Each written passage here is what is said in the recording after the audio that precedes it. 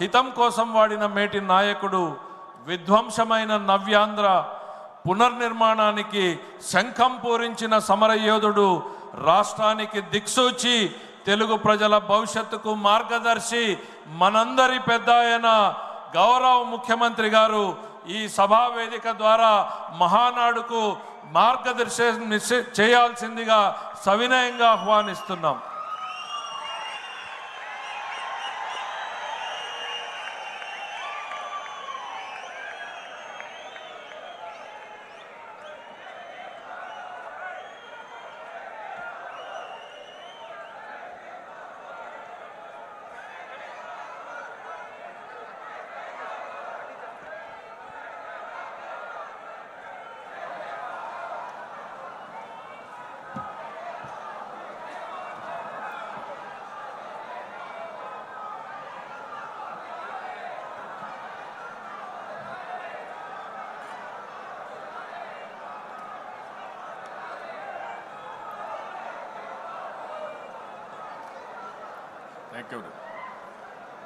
జై తెలుగుదేశం, జై తెలుగుదేశం, జై తెలుగుదేశం. జోహార్ ఎన్టీఆర్, జోహార్ ఎన్టీఆర్, జోహార్ ఎన్టీఆర్.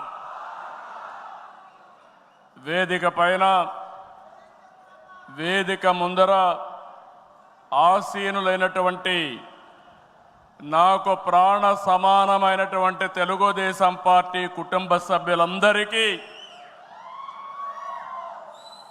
స్వాగతం, సుస్వాగతం.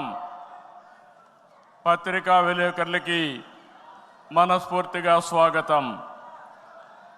దేశంలో అనేక రాజకీయ పార్టీలు ఉన్నాయి, కానీ మహానాడుల వేలాది మంది ప్రతినిధులతో మంచి చెడులు, విధానాలు, ఆలోచనలు చర్చించుకునే ఏకైక పార్టీ తెలుగుదేశం. ప్రతిపక్షంలో ఉన్న, అధికారంలో ఉన్న మహానాడు అంటే అదే జోరు, అదే హోరు. మీ ఉత్సాహం చూస్తే నా మనసు ఉప్పొంగుతా ఉందని చెప్పి తెలియజేస్తున్నా. రాయలసీమలో మహానాడు అంటే తిరుపతిగా ఉండేది. ఇప్పుడు తొలిసారి దేవుని కడపలో, అది కూడా కూటమి ప్రభుత్వం ఏర్పాటైన తర్వాత తొలి మహానాడు కడపలో ఏర్పాటు చేసుకుంటున్నాం.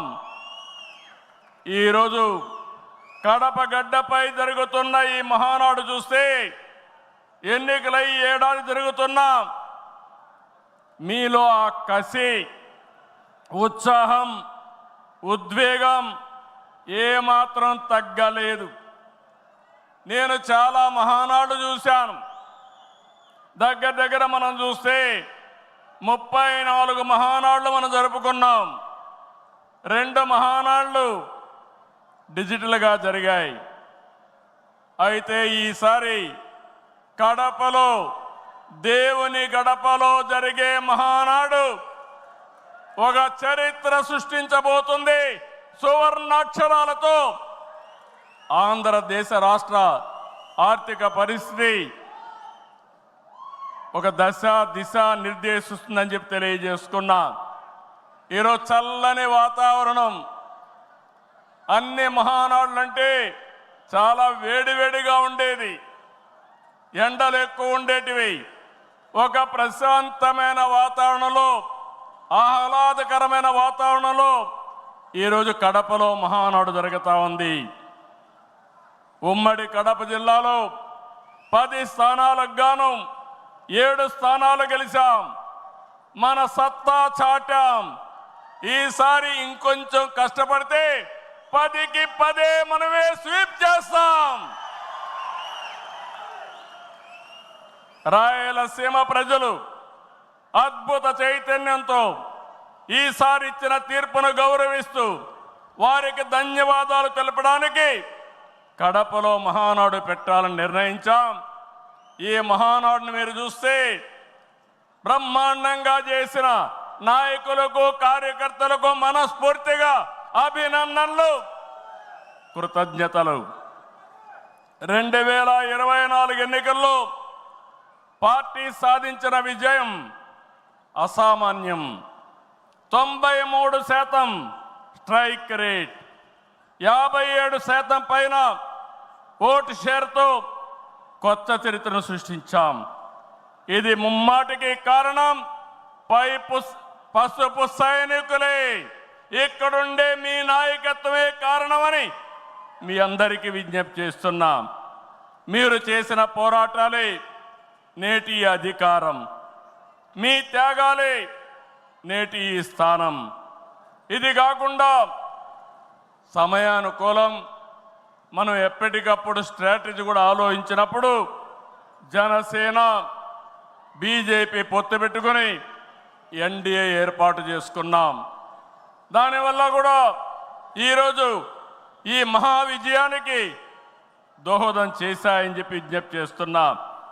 ఏమీ ఆశించకుండా దశాబ్దాలుగా ప్రతి గ్రామంలో జెండా మోస్తున్న కార్యకర్తల వలనే మనం ఇక్కడున్నాం.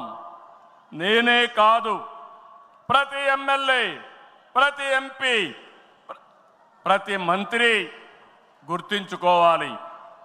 43 ఏళ్ల ప్రస్థానంలో దేశంలో ఏ పార్టీ ఎదుర్కొన్నటువంటి సంక్షోభాలు పార్టీ ఎదుర్కొన్నాం. అయితే పార్టీ పని అయిపోయిందని మాట్లాడిన వాళ్ళు వాళ్ళ పని అయిపోయింది తప్ప పార్టీ మాత్రం ఎప్పుడు ఎక్కడ తిరిగి చూడలేదు. తెలుగుదేశం జెండా రెపరెపలాడుతూనే ఉంటుంది. నాటి ఎన్టీఆర్ చేయి తిన్న రథం, నేను చేసిన